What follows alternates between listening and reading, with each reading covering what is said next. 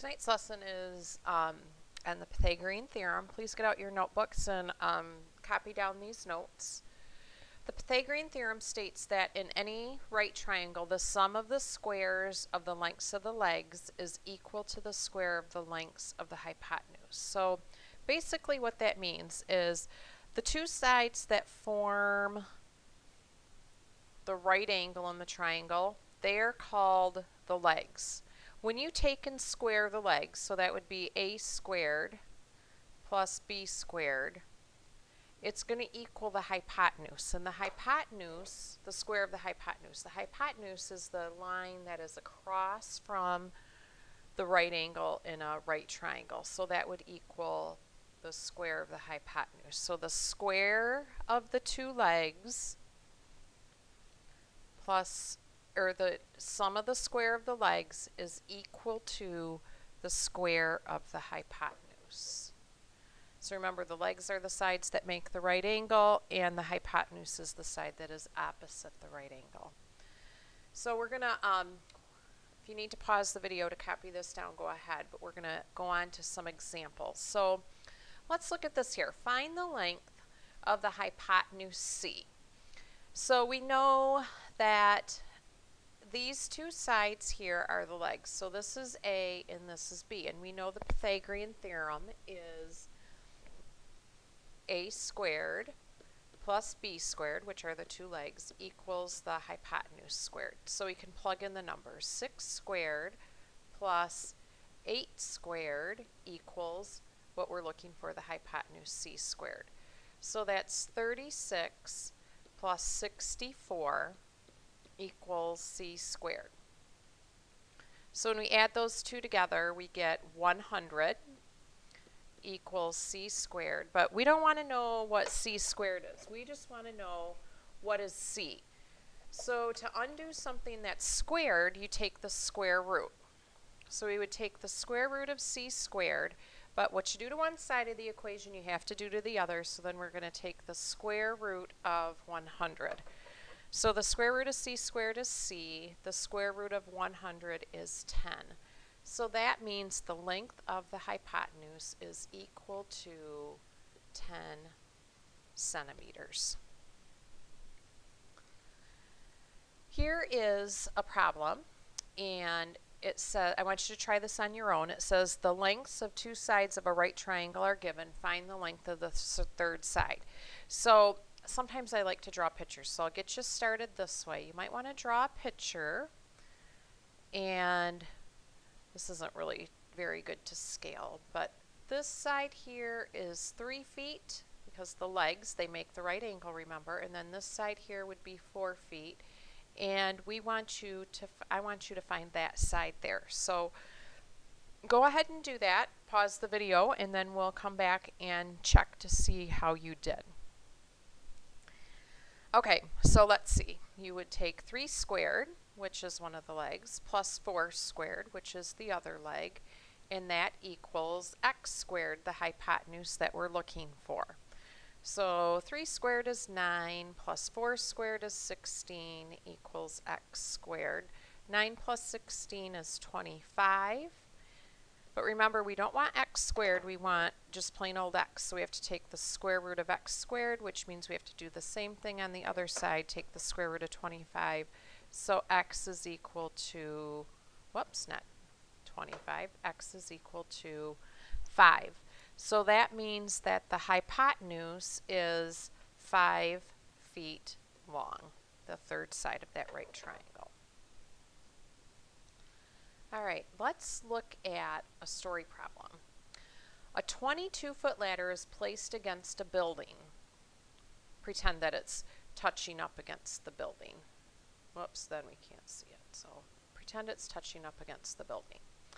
The ladder is 8 feet from the base of the building. So how tall is the building? Well, if we look here, if we put these together, when the ladder meets the building, we get a right triangle. So let's fill in what we know. We know the height of the ladder is 22 feet. And we know that this distance from the building to the base of the ladder is 8 feet. we want to know what is x, or the height of that building. So we take the two sides that are the legs. So it's this side here, the height of the building, and the distance from the building to the ladder are the legs. So we have x squared plus 8 squared equals 22 squared. So we have x squared plus 8 squared is 64, and 22 squared I'm going to have to do on my calculator, which is 484. Now we still have to solve the equation because we have to solve for x. So we subtract 64 from each side. That's 0. And then we have x squared equals 420. So to solve this, we take the square root of x squared and then the square root of 420, which means that x is equal to, and on my calculator I'm going to do the square root of 420, which is 20.5 rounded to the nearest tenth of a foot. So the height of the building is 20.5 feet. And you always want to make sure your legs are always shorter than your hypotenuse. So always double check to make sure that that's correct. Let's look at this triangle here. We're going to skip this problem at the bottom, and I want you to try this one on your own. Find the value of x in the triangle and round it to the nearest tenth. So pause the video, and I want you to do this problem that's at the top of the page. Okay, let's see what you get here. So the legs are x squared plus 7 squared, because these two sides are the legs. They make the right angle, and that's going to equal the hypotenuse squared, which is 14 squared. So we have x squared plus 49 equals 196. So then we subtract 49 from each side. 49 minus 49 is 0. X squared is equal to 147. Now to solve this, we'd have to take the square root of x squared, take the square root of 147. So x is equal to 12.1. So the length of this side would be 12.1 inches long.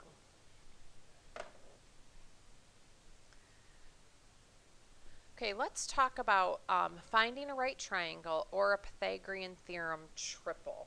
And what a Pythagorean theorem triple is are just three numbers that if you put them together, you could plug them into the Pythagorean theorem and they would make a right triangle.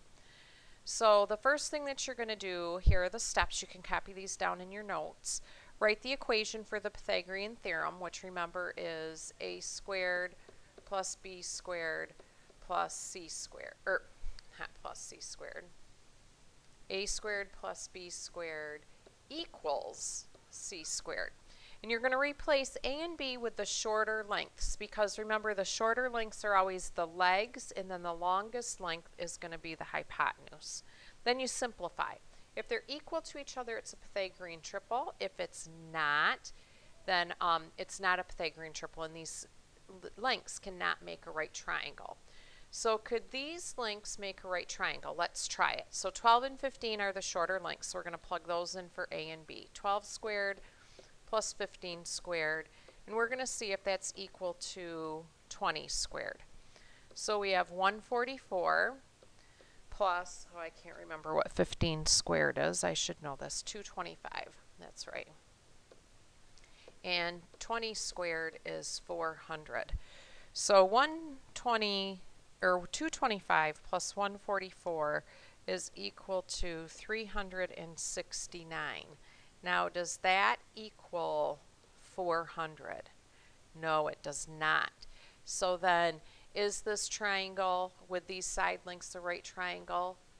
No, it is not. Now, you can't just say yes or no because you have a 50-50 chance of guessing it. You need to have this.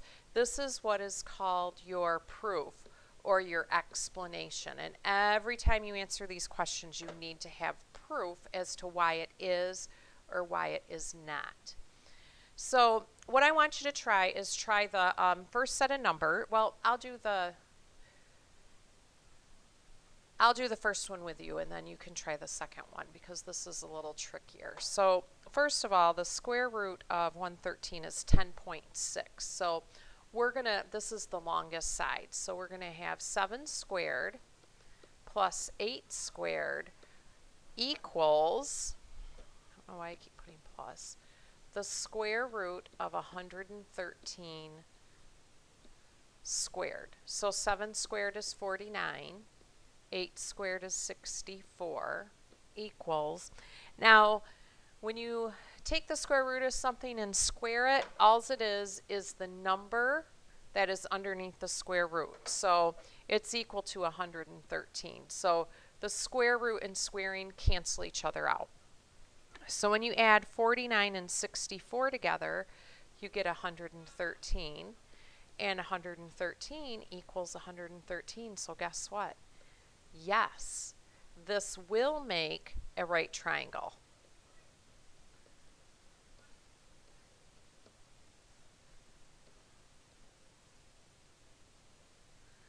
So I want you to try example number 2 on your own a minute. Pause the video and then come back when you're ready. All right, so let's see. 5 and 6 are the shorter sides, so those are going to be the legs. So we have 5 squared plus 6 squared, and that should equal 10 squared. So 5 squared is 25, 6 squared is 36, and that equals 100. 25 plus 36 is 61. Does 61 equal 100? Absolutely not. So no, it is not a right triangle. And remember, you need to have this proof as part of your problem, not just yes or no. You need to show your work and prove to me why. Jot down any questions that you have and bring them to class tomorrow. Thanks.